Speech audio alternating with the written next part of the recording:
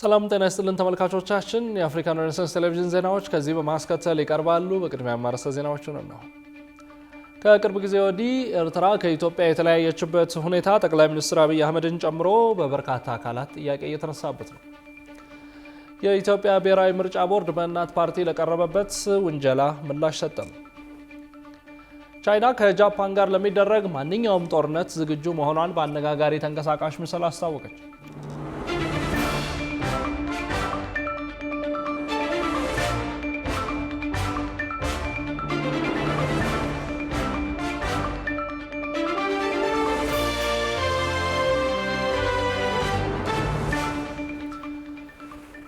ወደ ተመልካቾቻችን በያላችሁበት የዓለም ጥግ ሰላምታችን ይድረስ። ይህ የአፍሪካን ሬኔሳንስ ቴሌቪዥን የዜና ሰዓት ነው። የተመራረጡ ዜናዎችን ወደ እናንተ እናደርሳለን። አብራችሁ እንድትሆኑ የሚጋብዛችሁ ደግሞ የአብስራ ገዛኝ ነኝ። ወደ ቀዳሚ ጉዳያችን ስናልፍ ከቅርብ ጊዜያት ወዲህ ኤርትራ ከኢትዮጵያ የተለያየችበት ሁኔታ ጠቅላይ ሚኒስትር አብይ አህመድን ጨምሮ በበርካታ አካላት ጥያቄ የተነሳበት ነው። የ1985ቱን ሬፈረንደም መነሻ ተደርጎ ተከታዩ ዘገባ ተሰናድቷል።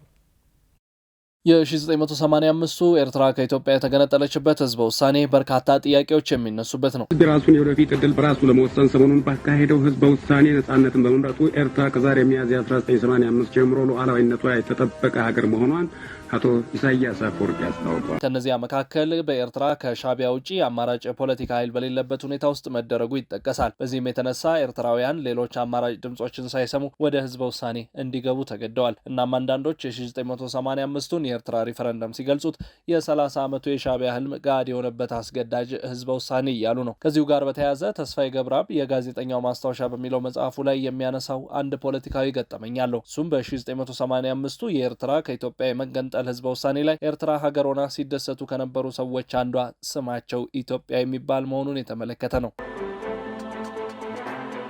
እንዲህ ያለው በኢትዮጵያ ስም እየተጠሩ ከኢትዮጵያ መገንጠልን የመምረጥ ግዴታ ከኢትዮጵያ ጋር የመዋሃድ አሊያም በፌዴራላዊ ስርዓት የመቀጠል አማራጭ ባለመኖሩ እንደሆነ የጻፉም አሉ። የምርጫ ወረቀቱ ላይ ነጻነት ወይም ባርነት የሚሉ ደረቅ አማራጮች ብቻ ተቀምጠው እንደነበር የዘመኑ ሰነዶች ይተቻሉ። በጊዜው ወደ ኤርትራ የገቡ ዓለም አቀፍ ታዛቢዎችም ቢሆኑ ህዝበ ውሳኔውን በነጻነት ለመመልከት እንዳልተፈቀደላቸው ገልጸዋል። ይህ ክልከላም በተወሰኑ ቦታዎች ብቻ እንዲገኙ በመገደድና በሻቢያ አመራሮች በመዋከብ እንደሚገለጽ የተባበሩት መንግስታት ድርጅትና የሌሎች ተቋማት ታዛቢዎች ከሩት ነው። ኤርትራውያን መራጮችም የዛሬው ሀገራቸው ነጻነት ከህዝበ ውሳኔ 2 ዓመት ቀደም ብሎ በይፋ ስለታወጀ የድምጽ መስጫ ኮሮጆ ውስጥ ተቃራኒውን ለማስቀመጥ እንዳልደፈሩ ይነገራል። ከኢትዮጵያ ወገን ያሉ የዚያ ህዝበ ውሳኔ ተቃዋሚዎች ደግሞ ሂደቱ በአጠቃላይ የኢትዮጵያን ህገ መንግስት የጣሰ ነበር ብለው ይሟገታሉ።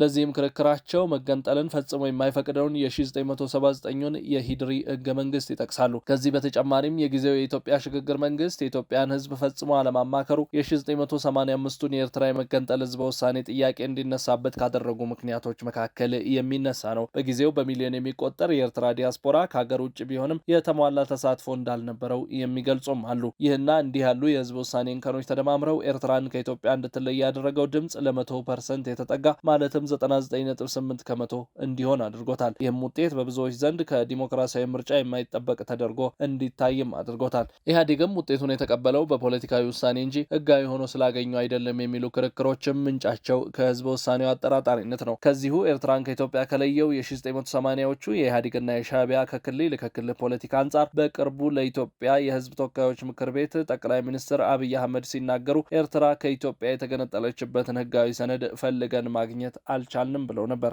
ስናነሳ አንዳንዱ ሾርት ስለሆነ ሚሞሪው ዛሬን ብቻ ስለሚያስብ ትንሽ ዳራው ልስጣችሁ። መጀመሪያ ኢትዮጵያን የቀይ ባህር አክሰስ ያሳጣው ውሳኔ ማን ወሰነው? ካቢኔው ይሆናል ብለን የካቢኔውን ዶክመንት ብናገላብጥ የለም፣ ካቢኔው አያውቀውም። አይ የለም ምክር ቤት ይሆናል የወሰነው ብለን ብንወስን ምክር ቤቱም አልነበረ፣ ምክር ቤት አያውቀውም ውሳኔው። የለም የኢትዮጵያ ህዝብ ሪፈረንደም ወስኖ እንዳይሆን እንዳይባል ነበርን እኛም ያኔ። የኢትዮጵያ ህዝብ ያልወሰነው ተወካዮቹ ያላዩት ቢያንስ ካስፈጻሚ ካቢኔ ያላየው ውሳኔ ማን ወሰነው? ማጣትንም ያክል ነገር ያጣንበት መንገድ ህጋዊነት ችግር እንዳለው ማሳያው ተቋሞች አልገቡበትም። ካቢኔው አያውቀውም። አንድ ገጽ ወረቀት ማግኘት አልቻልንም። እንዴት እንዳጣ ነው የሚያስረዳ። በሰኔ ወር 1983 ዓመተ ምህረት አዲስ አበባ ላይ በተካሄደው የሽግግር መንግስቱ መመስረቻ ጉባኤ ላይ ኦነግን ወክለው የተገኙት ሌንጮ ለታም በዚያ ስብሰባ የተወሰነ ማስረጃ ሆኖ ሊቀርብ የሚችል ዶክመንት እስከ ዛሬ ማንም ጋር የለም ሲሉ አብይ ጠፋብን ያሉት ሰነድ መጀመሪያውንም እንዳልተሰነደ በሰጡት ቃለ መጠይቅ አረጋግጠዋል። በዚያ ቀን መለስ ድምጽ አሰጥቷል የሚሉት ሌንጮ አብዛኛው ሰው ኤርትራን ህዝበ ውሳኔ እንደሚቀበል እጁን አውጥቶ አሳውቋል፣ ግን አንድም የዶክመንት ማስረጃ የለም፣ የድምጽ ማስረጃም አላየሁም፣ ተሳታፊዎች ድምጻችን ነው ብሎ መፈረም ነበረባቸው፣ ምንም አልመጣም ሲሉ ማክለውበታል። ሌንጮ ለታ ማስረጃ ካለም የኢትዮጵያ መንግስት ለተባበሩት መንግስታት የኤርትራን ህዝበ ውሳኔ እንዲታዘቡ የጻፈው ደብዳቤ አለ ማለቱን ሰማለሁ። እሱ ዶክመንት ብቻ ነው የኢትዮጵያ መንግስት የኤርትራን ህዝበ ውሳኔ ስለመቀበሉ ማስረጃ የሚሆነው። ዶክመንቱ ታሪካዊ ነው፣ የት እንዳለ ግን አላውቅም፣ አላየሁትም እስከዛሬ ሲሉም ሀሳባቸውን ያክላሉ። ይህን የማነሳው በወቅቱ የሚሰራው ሁሉም ነገር መደበኛ ባልሆነ መልኩ የሚፈጸም ስለነበረ ነው ሲሉ ለቴዎድሮስ ተክለአረጋይ የነገሩት ሌንጮ መደበኛ አሰራሩን ጠብቀን አልሄድንም፣ እስከዛሬ በኤርትራ ጉዳይ ውዝግብ የሚያስነሳው በወቅቱ ሁሉም ነገር መደበኛ አሰራሩን ተከትሎ ካለመሰራቱ ጋር ተያይዞ ነው እያሉ የኤርትራን የአገርነት ሂደት ጥያቄ ውስጥ የሚያስገባ ገለጻን ያክላሉ።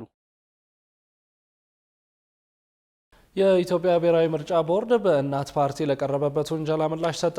እናት ፓርቲ ከቀናት በፊት ባወጣው መግለጫ ከቅንጅት አባልነት መሰረዙን ፓርቲውን ለማፍረስ የተደረገ ሴራ ነው ሲል አጥብቆ መቃወሙ የሚታወስ ነው። ሩሃ ግርማ ተጨማሪ አላት።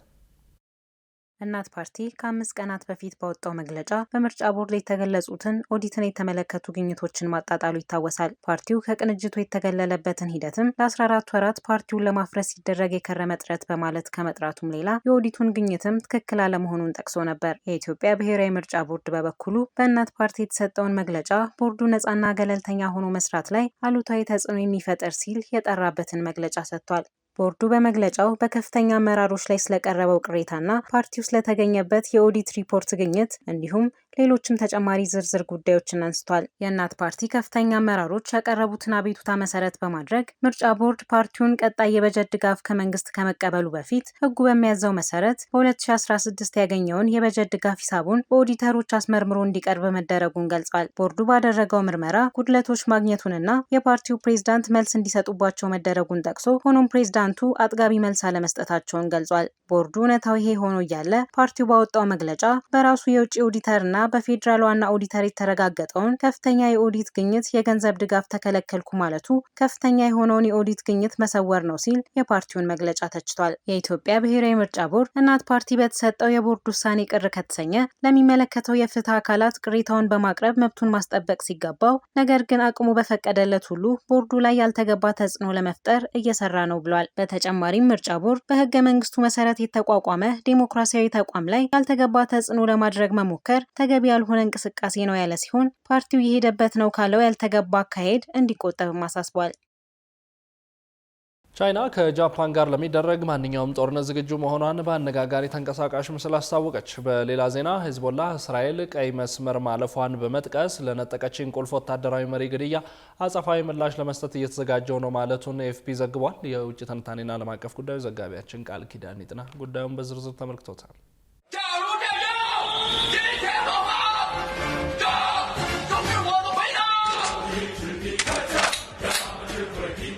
ቶኪዮ ጃፓን ላይ ተጠንስሶ በ6ኛ መቶ ሁቻንግ ሁቤይ ላይ የተቀጣጠለው አመፅ ለዘመናዊቱ ቻይና ትልቅ መሰረት መጣሉ አያጠያይቅም። በቃለ ነቢብ ወይም በይፋ አንድ በገቢር ግን ሁለት ያውም ተቃራኒ ስርዓት የሚያራምዱት ትልቂቱ ኮሚኒስታዊቱ ህዝባዊት ሪፐብሊክ ቻይናና ራሷን የቻይና ሪፐብሊክ ብላ የምትጠራው ትንሿ ደሴት ታይዋን ግን ዛሬም የጎሪጥ እንደተያዩ ነው። ከዋናዋ የቻይና ግዛት ካፈነገጠችበት ከግሪጎሪያኑ 1949 ዓ.ም ጀምሮ እስካሁን የተፈራረቁት የቻይና መሪዎችም ሆኑ የአሁኖቹ ትንሽቱ ደሴት ጨርሶ እንዳትወበራ በዲፕሎማሲ ገለል በጦር ኃይል ከበብ ከማድረግ አልፈው በኃይል ለማስገበር ያልተዘጋጁ ያልፎከሩ ያልተቆራቆሱበት ዘመን የለም። ታይዋን የመጣ በአይኔ የመጣ ነው የሚል የማይናወጥ አቋም የምታራምደው ቤጂንግ ዘቴሌግራፍ በፊት ገጹ ይዞት በወጣው መረጃ መሰረት ጃፓንን በብርቱ ያስጠነቀቀች ሲሆን በቻይና ሁሉንም ሚሳኤሎች፣ ተዋጊ ጄቶችና የጦር መርከቦች በበላይነት በሚያዘው የህዝባዊ ነጻ አውጪ ጦር የሮኬት ኃይል ወታደራዊ ክፍል አማካኝነት ዛሬ ጦርነት ከተነሳ ይህ የኔ ምላሽ ነው በሚል ርዕስ በተሰራጨ ተንቀሳቃሽ ምስል ከጃፓን ጋር ለሚደረግ ማንኛውም ጦርነት ዝግጁ መሆኑን ላለመወቁልኝ ብሏል።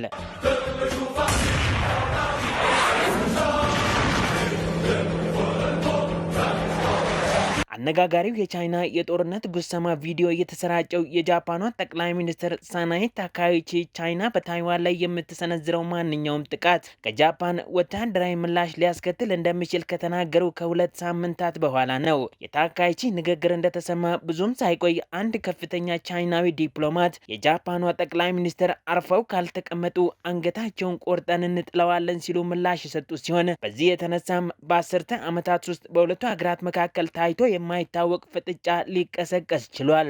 የቻይና ባለስልጣናት ወይዘሮ ታካይቺ የሰጡትን አስተያየት እንዲያርሙ ደጋግመው ቢጠይቁም የእንግሊዟን የቀድሞ ጠቅላይ ሚኒስትር ማርጋሬት ታቸርን እንደ ጀግና አርአያቸው የሚቆጥሩት ራሳቸውን ብረቷ መቤት ብለው የሚጠሩት የጃፓኗ ሴት ግን ወይ ፍንክች ብለው በአቋማቸው እንደጸኑ ነው። ይህንን ተከትሎም የቻይና የውጭ ጉዳይ ሚኒስትር ቃል አቀባይ ሊንጂያን ንግግሩ በግልጽ ግጭት ቀስቃሽ ብላታንትሊ ፕሮቮካቲቭ እና አንዲት ቻይና የሚለውን መሪ የሚጥስ ነው ያሉ ሲሆን ወይዘሮ ታካይቺ አስተያየቷን በአስቸኳይ ካላስተካከለች የሚያስከትለውን ሙሉ ኃላፊነት ትወስዳለች ሲሉ ማስጠንቅቀዋል። አክለውም የታይዋን ጉዳይ የቻይና የውስጥ ጉዳይ እንደሆነና ጃፓን ጣልቃ ለመግባት የምታደርገው ማንኛውም ሙከራ እንደ ወረራ ይቆጠራልን ብለዋል። የሆነ ሆኖ በሁለቱ የእስያ ባለግዙፍ ኢኮኖሚዎች መካከል የተፈጠረው ይህ ዲፕሎማሲያዊ ውጥረት በንግድና በጉዞ ላይ ተጨማሪ ገደቦችን እያስከተለ መሆኑ የተነገረ ሲሆን በዚህ ውዝግብ ምክንያት የኢኮኖሚ ጫና ለመፍጠር በማሰብ ቻይና ከጃፓን የሚገቡ የባህር ምግቦችን ማስገባት ማቆሟን የፈረንሳዩ ዜና አገልግሎት ኤኤፍፒ ዘግቧል።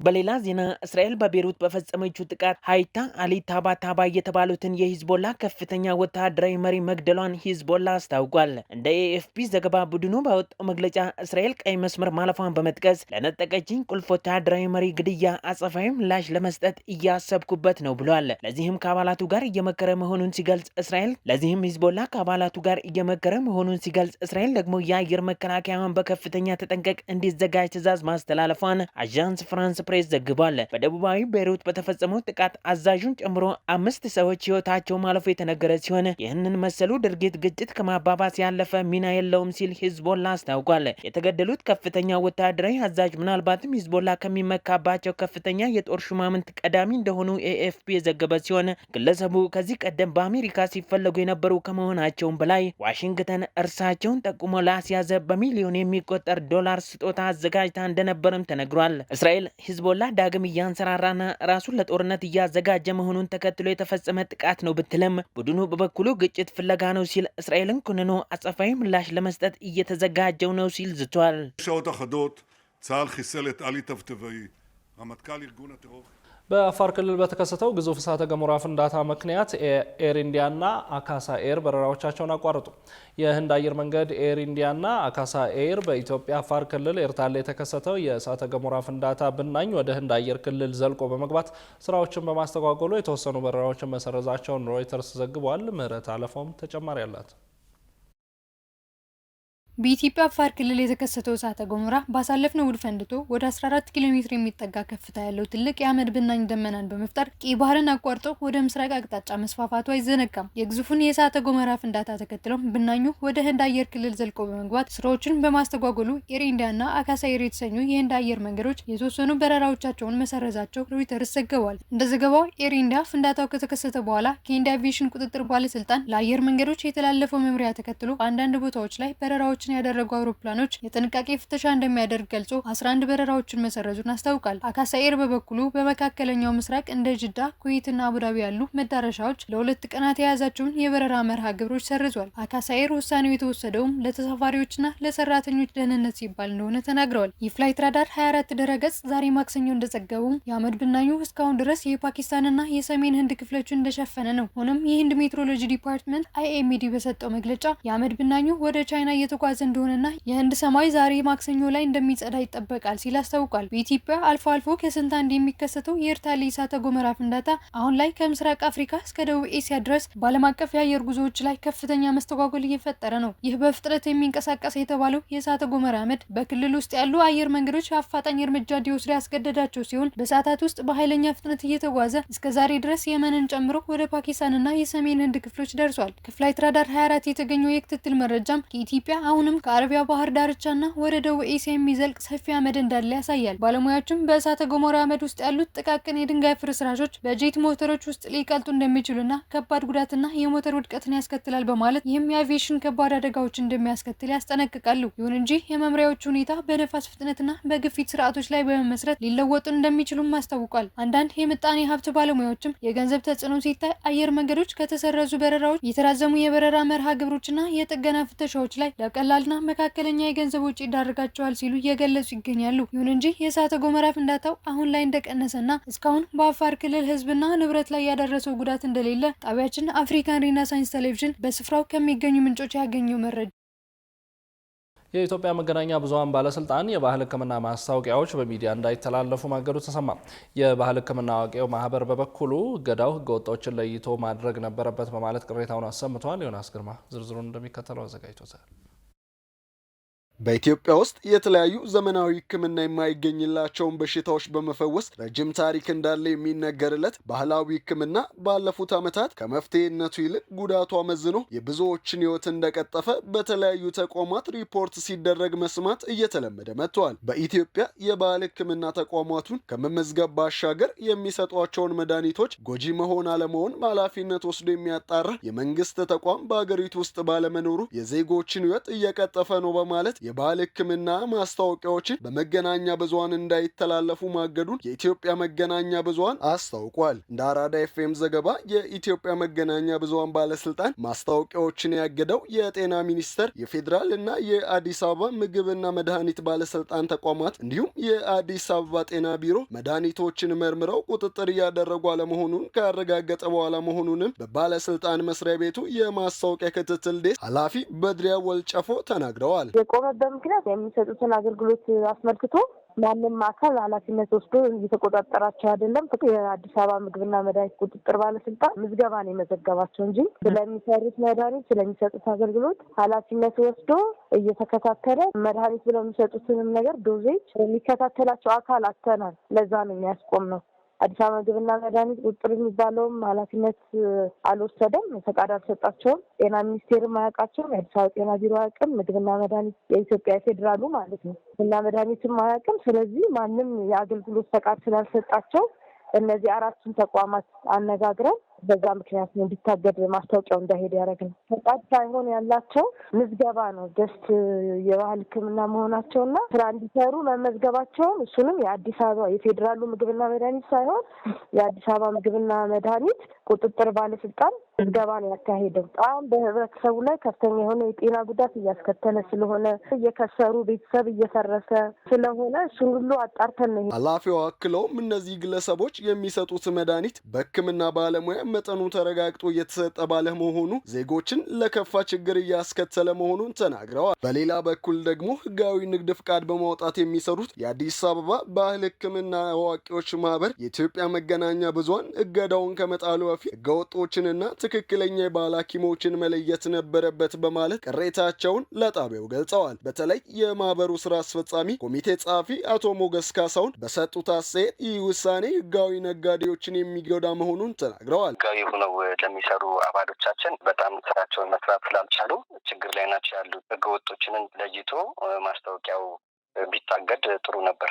አስነግረው አገልግሎት ለህብረተሰቡም አገልግሎት ካልሰጡ ራሳቸውን ካልተጠቀሙ ነገ ግብር ከፋይ ናቸው እና እነዚህ ትክክል አይደለም ነው የምለው። አንድ ጉዳት ቢደርስ ማን ዝም ይለኛል? ህጋዊ ሆኜ ቤት ተከራይቼ ነው ያለሁት፣ ግብር ከፋይ ነኝ።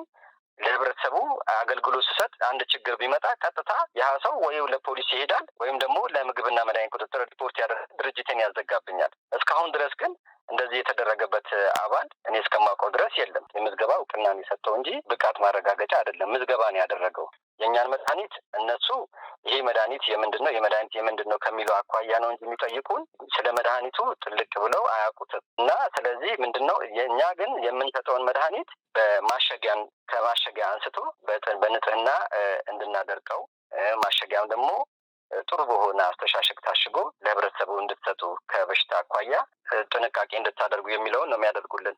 መድኃኒቶቹ ላይ ቁጥጥር እንደማይደረግ ጨምረው የገለጹት ሐኪም ሞገስ አሁንም ህገወጦች በተለያዩ ማህበራዊ ድረገጾች ማስታወቂያ እየሰሩ ሲሆን ህጋዊ ባለሙያዎች ግን እየተቸገሩ እንደሚገኙ ተናግረዋል። መንግስት ግን ይሄን ቁጥጥር በማድረግና መቆጣጠርና መያዝ ይችላል ነው። አሁን እየተጎዳ ያለው ህጋዊ ሆኖ ንግድ ፈቃድ አውጥቶ ለመንግስት ግብር የሚከፍለው ባለሙያ ነው እየተጎዳ ያለው ነው እንጂ ህገወጦችማ እኮ አሁንም እኮ ቲክቶክ ላይ የባህል ሕክምና ብለሽ ብትገቢ እኮ 150 ታገኛለሽ። ስህተቶች እንዳሉና የዜጎችን ደህንነት አደጋ ላይ የሚጥሉ የባህል ሕክምና ተቋማት መኖራቸው ከታወቀ ተቋማቱን ከመመዝገብ ባሻገር የመድኃኒቶቹ ጎጂነት ሁኔታ ለምን መቆጣጠር አልተቻለም የሚል ጥያቄ ለአዲስ አበባ ምግብና መድኃኒት ቁጥጥር የቀረበ ሲሆን በባለስልጣኑ የጤና ተቋማትና ባለሙያዎች ቁጥጥር ዳይሬክተር ገልገሎ ኦልጅራ ላብራቶሪ አደራጅቶ መድኃኒቶቹ ላይ ምርመራ ለማድረግ እየተሳሰበ እንደሚገኝ ገልጸው ከፈለግን እንችላለን፣ ሌሎች ይህንን መመርመር የሚችሉ ላብራቶሪዎች ሀገር ውስጥ አሉ፣ ነገር ግን ቅድሚያ አክመው መዳን የሚችሉትን ከማይችሉት የሚለይ ጥናት ለመስራት እየተዘጋጀን ነው በማለት ምላሽ ሰጥተዋል። ከፈለግን አሁንም ማሰራት እንችላለን። እንዴት ነው እዚህ ያደራጁ ላብራቶሪ ያደራጃለ። አሁን ለምሳሌ የኢትዮጵያ ምግብ መድኃኒት ባለስልጣን አለ፣ የኢትዮጵያ ፓብሊክ ኢንስቲትዩሽን ፓስተር የምንለው አለ።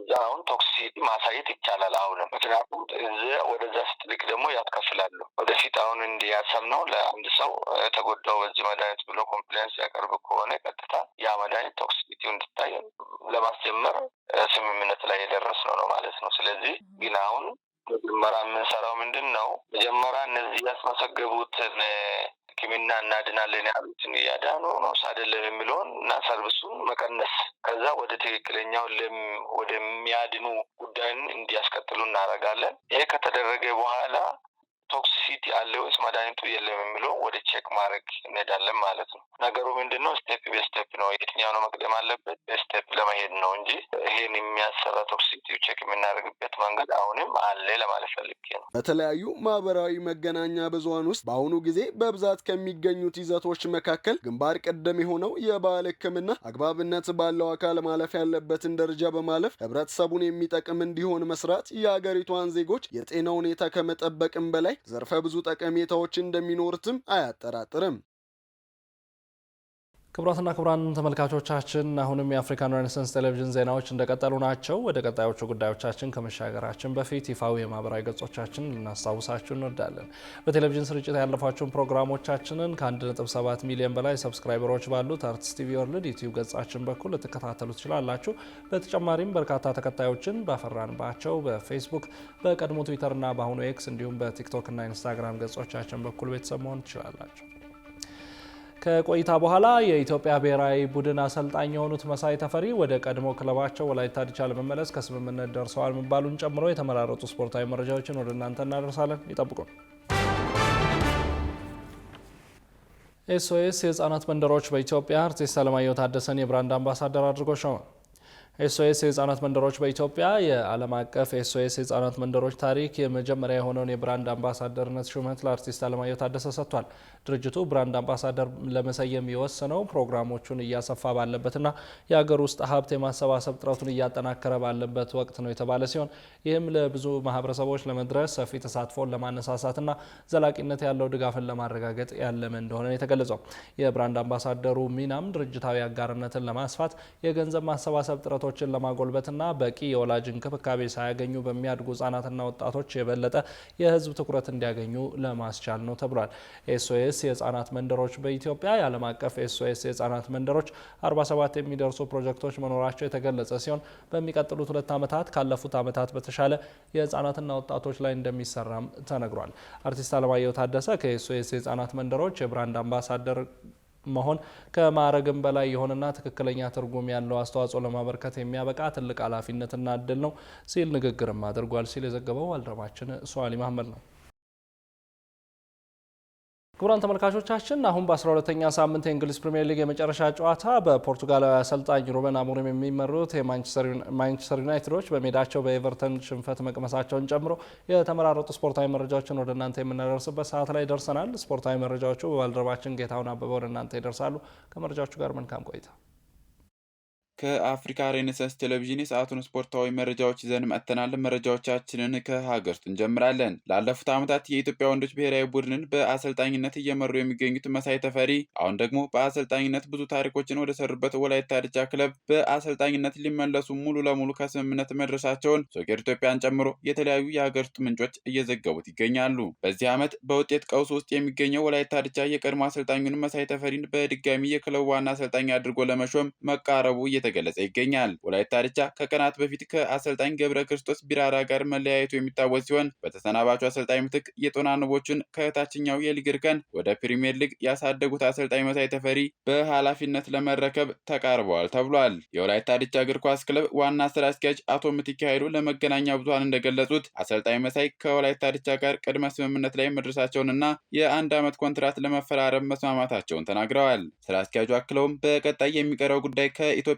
ብሔራዊ ቡድን ጋር የ3 ወር ኮንትራት የሚቀራቸው አሰልጣኙ በክለቡ ደጋፊዎችና ማህበረሰብ ዘንድ ትልቅ ተቀባይነት ያላቸው በመሆኑ ከብሔራዊ ቡድኑ ጋር በስምምነት ተለያይተው ወላይታ ዲቻን በኃላፊነት እንዲረከቡ ለማድረግ ከኢትዮጵያ እግር ኳስ ፌዴሬሽን ጋር ከስምምነት መድረስ ብቻ እንደሚቀራቸው ገልጸዋል። አሰልጣኝ መሳይ ተፈሪ ከዚህ ቀደም ከወላይታ ዲቻ በተጨማሪ በክለብ ደረጃ ፋሲል ከነማንና አርባ ምንጭ ከተማን ያሰለጠኑ ሲሆን በኢትዮጵያ ብሔራዊ ቡድን ደግሞ በምክትልና በዋና አሰልጣኝነት መስራታቸው ይታወቃል።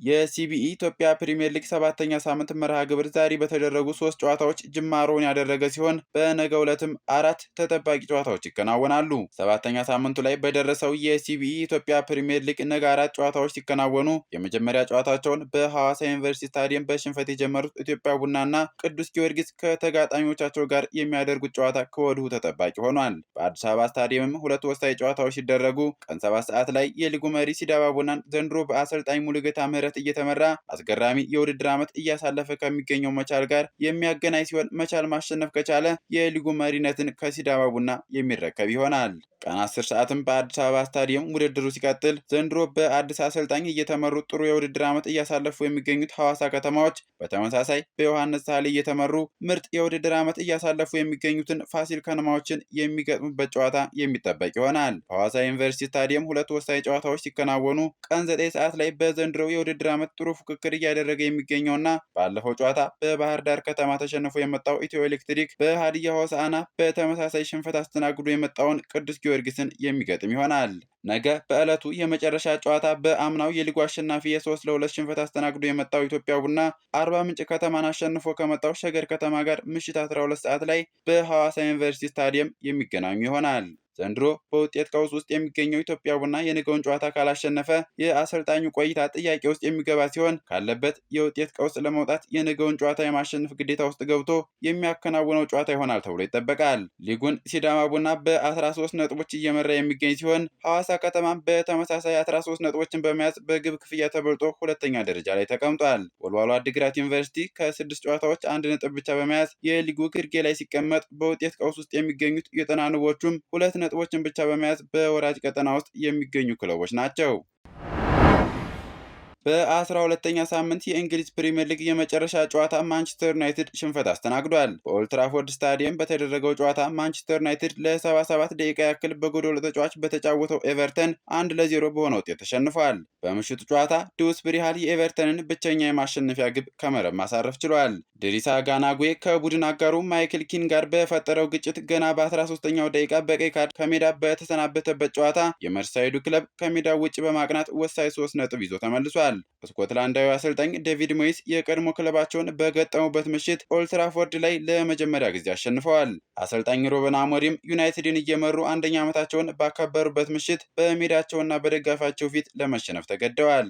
ኤቨርተን በፕሪሚየር ሊጉ በጎዶሎ ተጫዋች ኦልድ ትራፎርድ ላይ ማንቸስተር ዩናይትድን ያሸነፈ የመጀመሪያው ክለብም መሆን ሲችል ከ5 ተከታታይ ጨዋታ በኋላ የተሸነፈው ማንቸስተር ዩናይትድ ደረጃውን የሚያሻሽልበትን አጋጣሚ ሳይጠቀምበት ቀርቷል።